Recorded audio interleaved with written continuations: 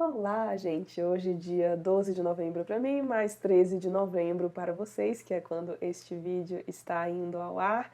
E quem acompanha o meu conteúdo com mais frequência, eu devia estar aí esperando uma determinada resenha para ir ao ar hoje, que seria a de Os Europeus, do Orlando Figes, uma das leituras que eu mais amei fazer nos últimos tempos. Só que esse é um roteiro que me deu bastante trabalho, tá me dando porque não tá finalizado ainda.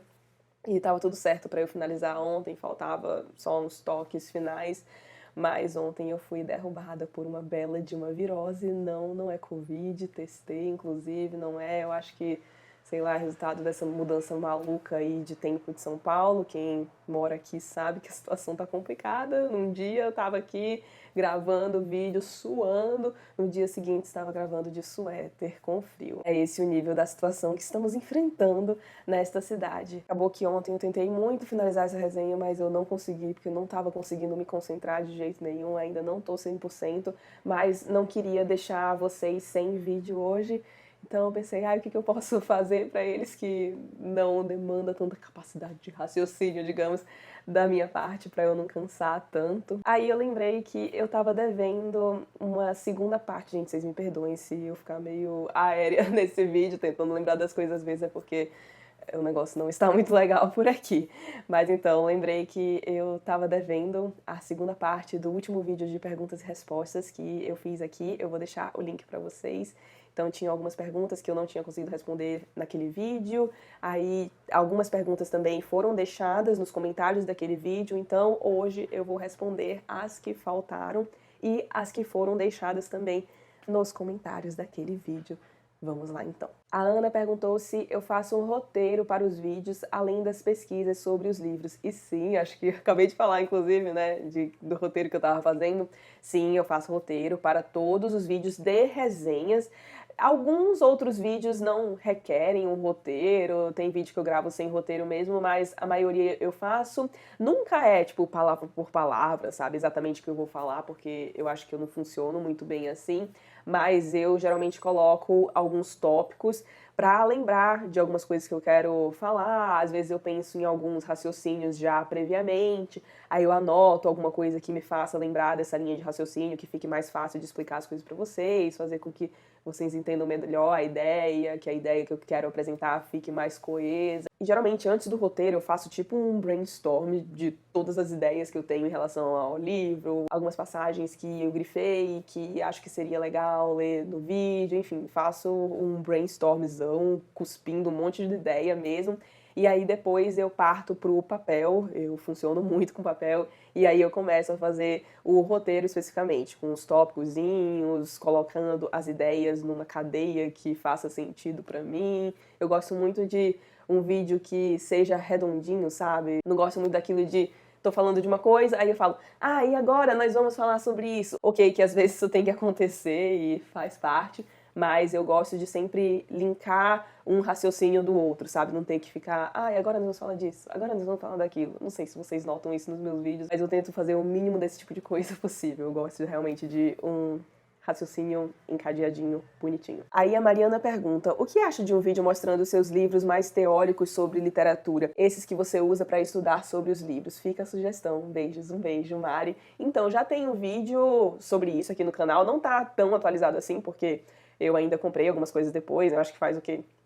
Um ano e pouquinho, desde que eu postei o vídeo sobre o qual estou falando, mas lá já dá para ter uma boa ideia e a parte atualizada dele vai ao ar no clubinho do tour pela estante que eu tô fazendo, detalhado lá no clubinho. Os assinantes do Plano Tolstói têm acesso, eu mostro todos os nichos da minha estante, abro os livros, falo da minha experiência de leitura deles. Então, se você quiser ter uma ideia do que tem aqui, já tem o vídeo aqui no canal, vou deixar linkado.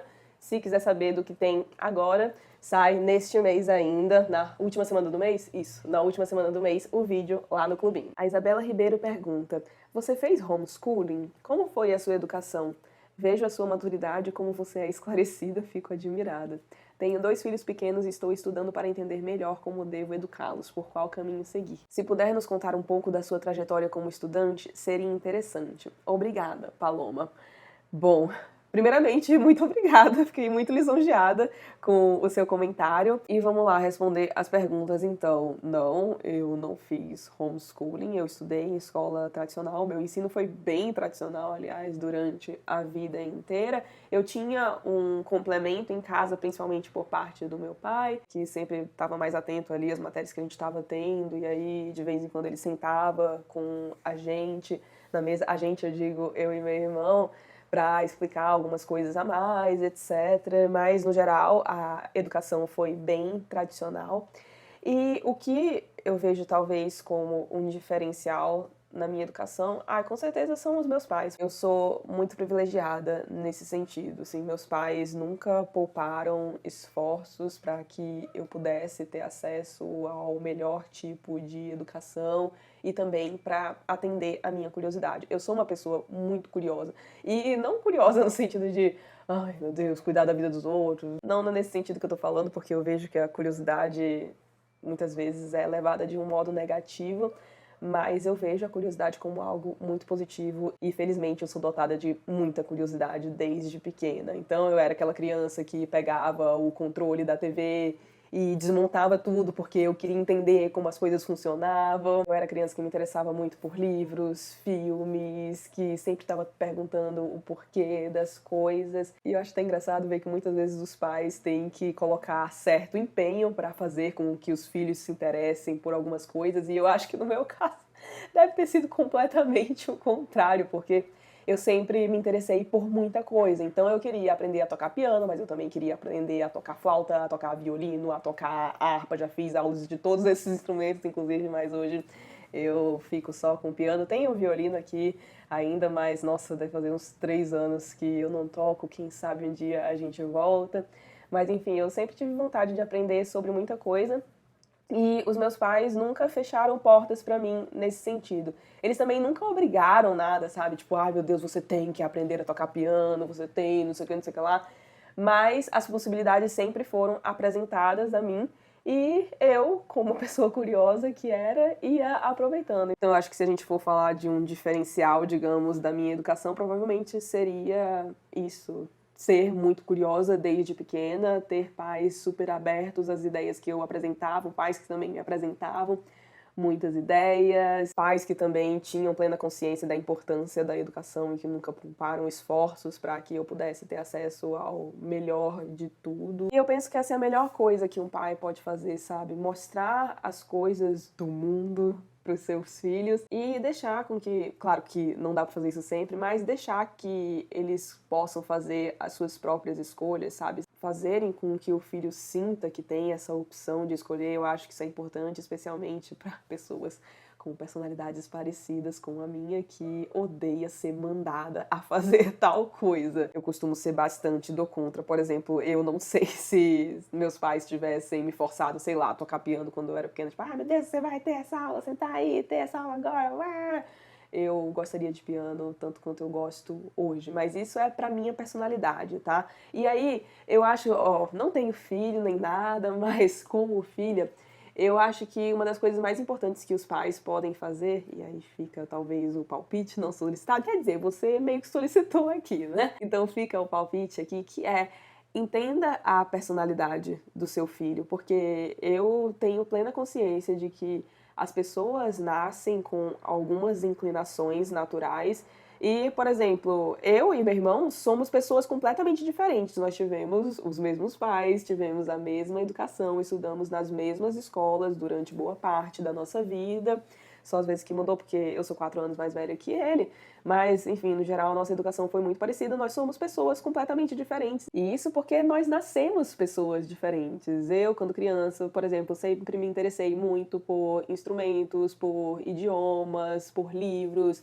Meu irmão também tinha alguns interesses semelhantes, mas, por exemplo, ele não toca nenhum instrumento, não se interessa tanto por idiomas quanto eu, enfim, e tudo isso é fruto da mesma educação. E eu realmente acredito que se você souber identificar essas inclinações naturais do seu filho e fazer com que ele as potencialize, nossa, acho que é uma das melhores coisas que um pai pode fazer e seu filho provavelmente será muito grato no futuro.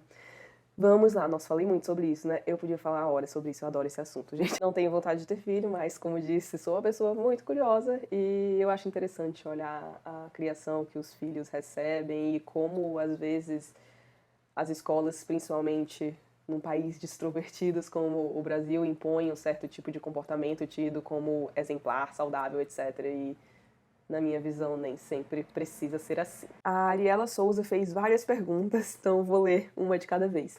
Tem algum booktuber brasileiro que tu acompanha? Sim, eu já acompanhei bem mais o booktube, tá? Pra ser sincera.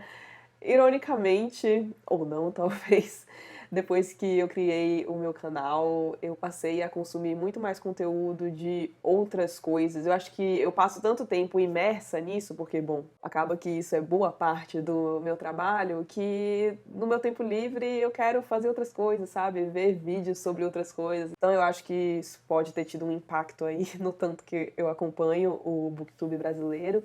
Mas sou inscrita em alguns canais ainda. Eu sou inscrita no canal do Lucas, do Diário de Leitura, da Mel Ferraz, do Literaturice, da Gisele Ebaspercha, da Aline Aimee. Acho que são esses os canais que vira e mexe eu tô olhando alguma coisa, que me fazem companhia enquanto eu lavo uma boa de uma louça. Então eu vou deixar os canais deles linkados aqui na descrição do vídeo para vocês.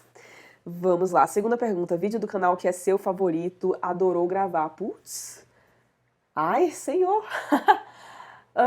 Bom, no geral, eu acho que eu gosto muito de gravar vídeos que me desafiam, sabe? Gravar vídeos sobre aqueles livros cujos roteiros me deram um trabalho do cão, sabe? Porque eu olho o resultado final e eu fico, até que ficou bonzinho.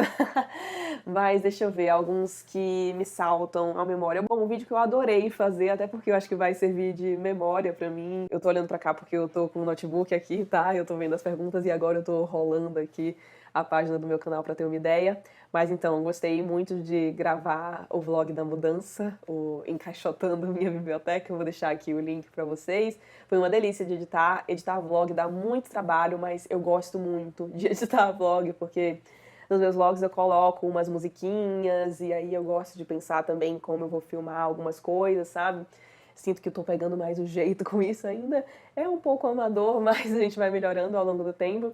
Então esse foi um vídeo que eu gostei muito de gravar.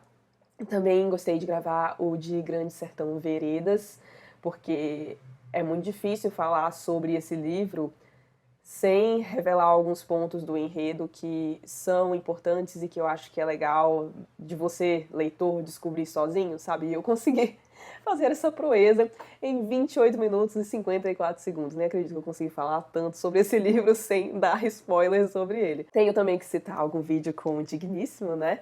E eu acho que o que eu mais gostei de gravar com ele foi o sobre os livros favoritos dele. Eu vou deixar o link aqui pra vocês. E o vídeo em que eu falo sobre Tolstói, sobre os livros dele que eu já li, falo um pouco sobre a vida dele também. Eu tenho muito carinho por esse vídeo. Eu sei que muita gente chegou no canal por esse vídeo.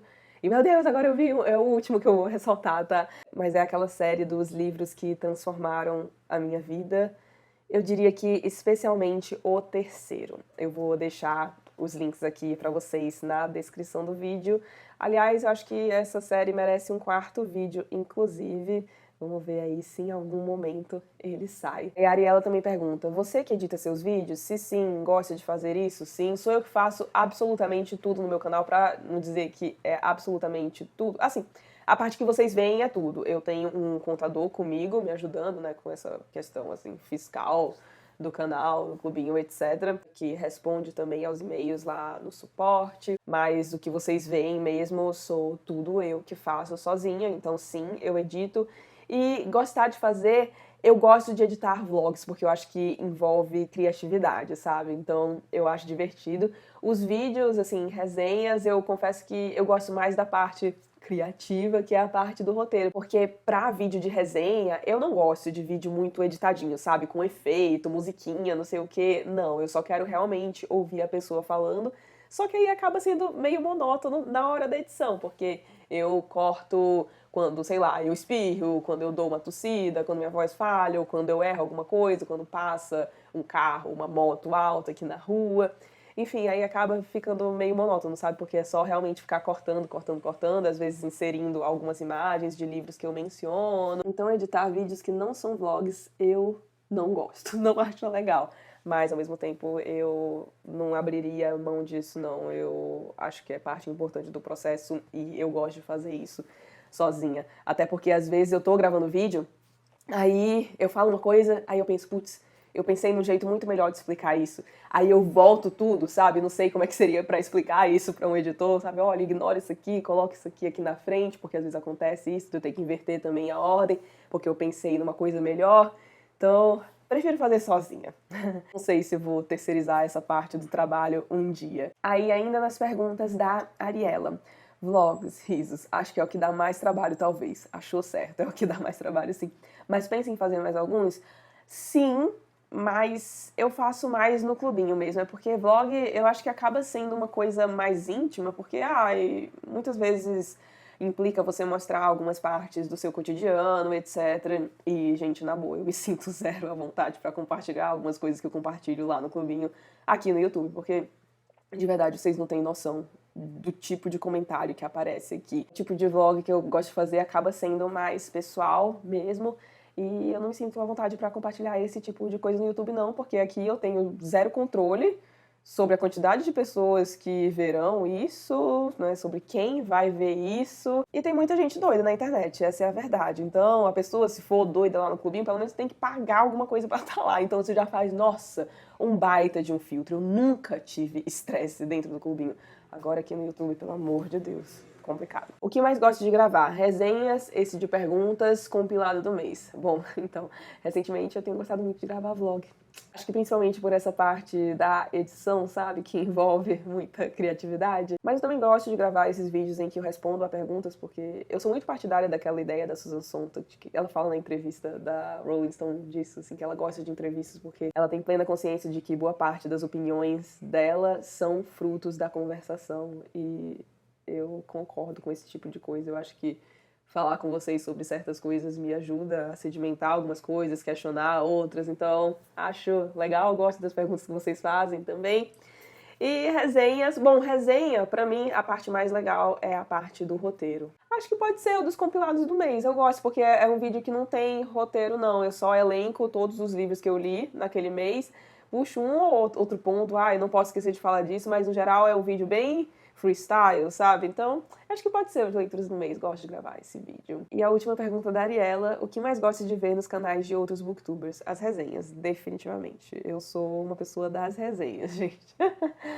Vamos lá. Gabriel Garcia. Ai, que bonitinho o comentário. Eu não vou ler a primeira parte do comentário porque eu acho que seria meio ego trip aqui, porque ele tá me elogiando pra caramba. Vocês não precisam ler isso.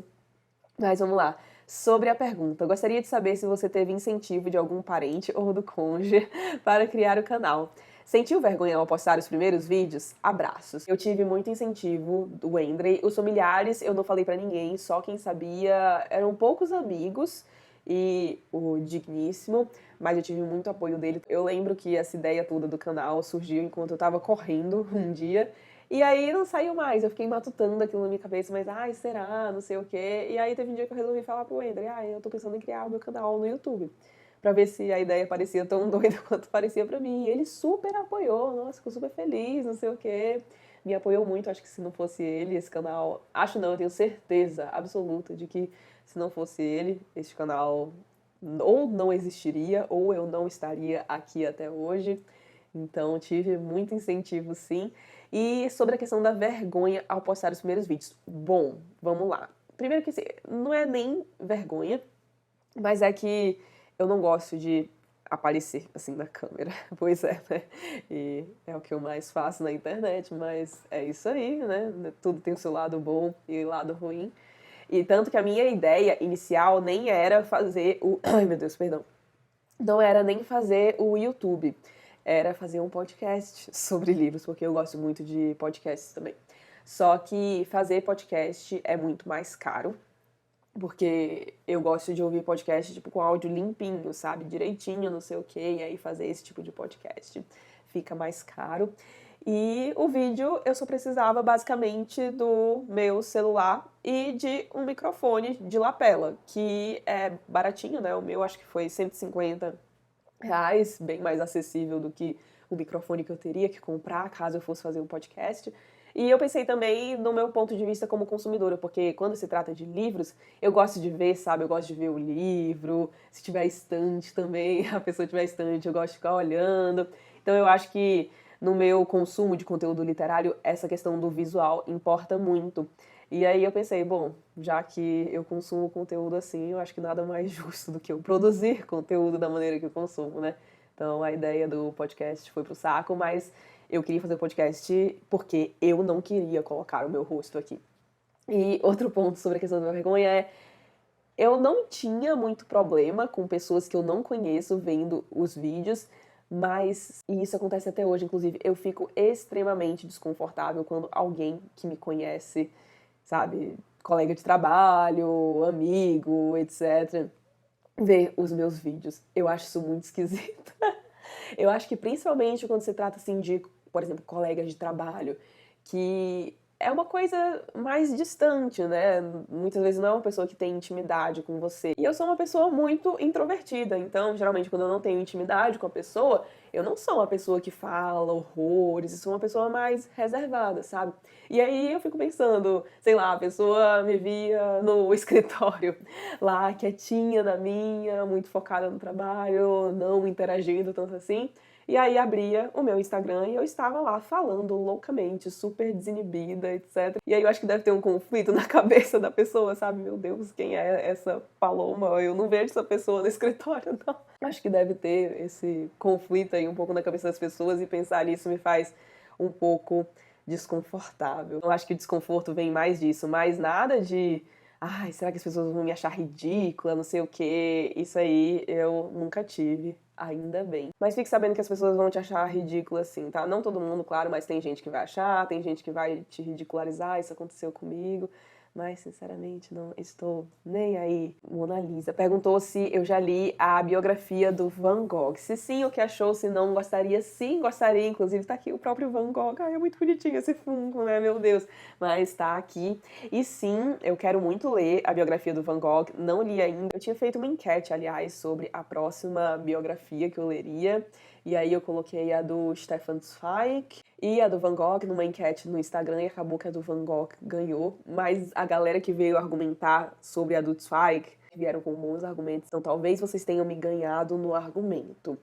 Ainda mais que a disputa foi meio acirrada, assim. A diferença percentual não foi muito grande, não, gente. Eu acho que vai ficar variando um pouco. A luz já está, né? Porque o sol tá indo e voltando, tá meio nublado, meio sol. Então, qualquer coisa vocês me perdoem aí, apesar de que farei o possível na edição deste vídeo.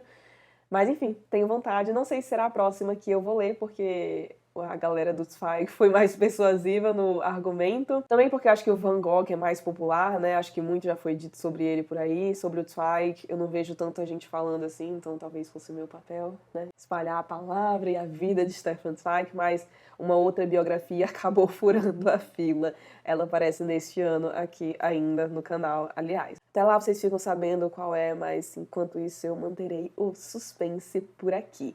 Então essas foram as perguntas do vídeo. Agora eu vou pegar aqui no celular as perguntas que faltaram e que foram feitas na caixinha que eu abri originalmente.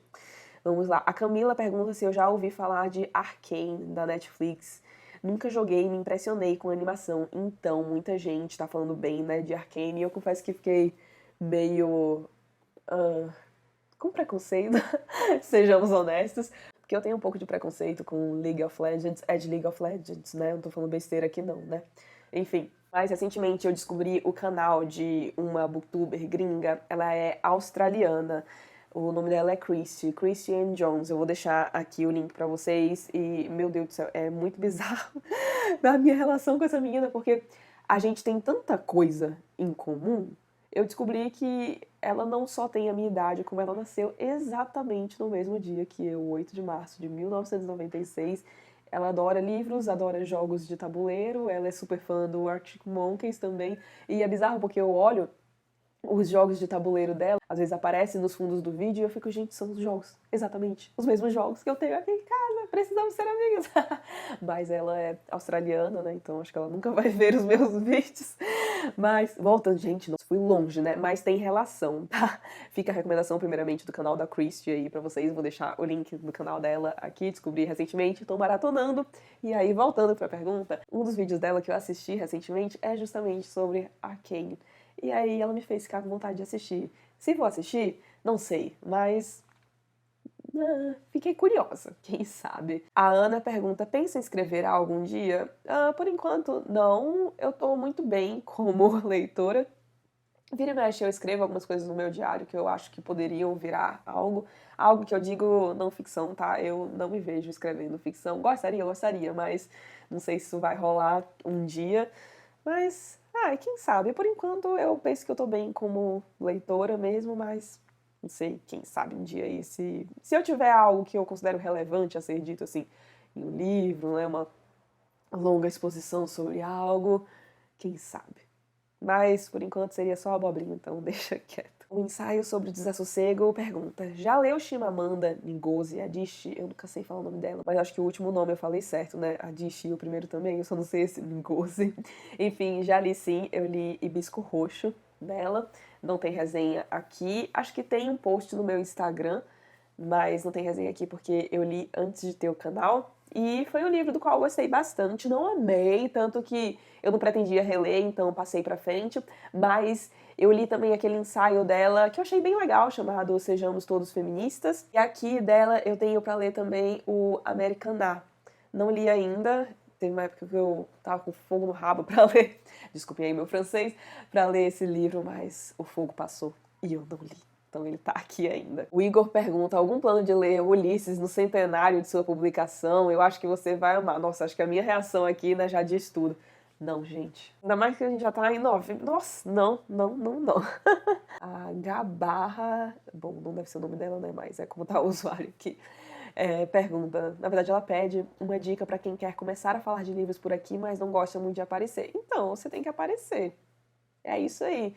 Eu acho que pode ajudar primeiro ter um Instagram antes. Eu não abriria YouTube direto, tá? Eu iria pro Instagram antes, ou se você faz o perfil do TikTok, que não é o meu caso, talvez fosse legal ir pra lá antes, porque eu acho que desse jeito vai sendo uma exposição mais gradual, sabe? Porque YouTube, putz, você tem que se sustentar aqui, digamos, por um certo período de tempo, assim, falando, né? Um vídeo de YouTube, eu acho que eu nunca vi uma resenha de um livro com menos de, sei lá, 6, 8 minutos. Então é bastante tempo, o story, o TikTok é menos, né? Eu acho que pode funcionar melhor dessa maneira, assim, e se acostumando com se ver numa tela, falar com uma câmera em outra rede social antes, até porque o Instagram, por exemplo, é mais efêmero, né? Os stories 24 horas depois saem do ar. Aqui não, seu vídeo fica por um bom tempo. Então, acho que exposição gradual seria a minha dica. A Vanisa pergunta: Paloma, você tem Bitcoin? Não, eu não tenho Bitcoin. Não invisto em Bitcoin porque eu não entendo basicamente nada de Bitcoin e eu só invisto naquilo que eu conheço. Bitcoin não é o caso. E, sinceramente, eu não tenho interesse em saber mais sobre Bitcoin, não. Eu gosto da ideia da tecnologia por trás, essa coisa de blockchain, etc. Eu até tinha pensado em fazer a minha monografia nisso, aliás, mas não, e nem pretendo ter no futuro. Amsterdã 10 pergunta, quantos anos você e o Digníssimo têm cada um? Eu tenho 26 anos, Digníssimo é um ano mais velho, ele tem 27 anos. Júlio pergunta, tem Letterboxd? Sim, eu tenho, e eu vou deixar o link aqui na descrição para vocês. A Mirella pergunta, Paloma, você já pensou em fazer um programa de apoiadores? Então, eu tinha pensado nisso antes de abrir o clubinho, mas sinceramente, plataformas tipo Padrim, Apoia-se, eu acho que tem mais uma, né, que é famosa aí, mas eu tô esquecendo, talvez, não me atraem. Eu apoio o trabalho de algumas pessoas por essas plataformas, eu apoio via Patreon também, que é internacional, né? E aí, como usuária, tem algumas coisas que não me agradam, tem alguns pontos que eu não me sinto confortável em expor aqui, mas que me levaram a não optar por esse tipo de plataforma. E eu resolvi fazer, em vez disso, o clubinho, que não deixa de ser algo para vocês apoiarem o meu trabalho. Até porque eu gosto muito da plataforma que eu utilizo, que é a Hotmart. Nossa, eu já comprei muito curso na Hotmart, eu assino algumas plataformas que funcionam pela Hotmart e eu prefiro o suporte deles, é muito bom. Então, um programa de apoiadores assim, tradicional, tipo Patreon, Apoia-se, Padrim, não sei o que, eu não pensei não, mas tem o clubinho, se você quiser saber o que é o clubinho, o que tem lá, eu vou deixar um link aqui, primeiro link da descrição do vídeo, tem um Instagram e tem um vídeo também explicando direitinho o que é o clubinho e como você faz para participar. A Chaotic mandou pergunta, melhor novela de Zweig, xadrez. Com certeza, mas eu também gosto muito de Amok e de confusão de sentimentos. A gente já falou sobre todas elas aqui no canal, tem uma playlist de Stefan Zweig aqui, inclusive. João Arthur Almeida pergunta, já leu o Retrato de Dorian Gray? Se sim, o que achou? Sim, gosto muito desse livro e eu acho que é um livro que ia sobreviver à releitura, sim. Tá previsto, inclusive, a releitura pro ano que vem, porque eu acho que já faz mais de 10 anos que eu li este livro, então seria bom, né? A Tulis Reads pergunta, tem dica? Quero começar a correr. Ficou meio esquisita a formulação da pergunta, mas eu entendi. E tem um destaque, Tuli, lá no meu perfil do Instagram, com o meu compilado de dicas. Acho que o nome do destaque é Corrida mesmo, então vale a pena dar uma olhada lá, porque lá eu reúno todas as dicas. A Gabi pergunta, sobre morar em São Paulo, do que você mais gosta e menos gosta? Do que eu mais gosto, e aí que fique muito claro que eu sei que eu vivo numa bolha, que eu vivo num bairro muito bom, eu tenho uma situação muito privilegiada, eu tenho plena consciência disso, ok?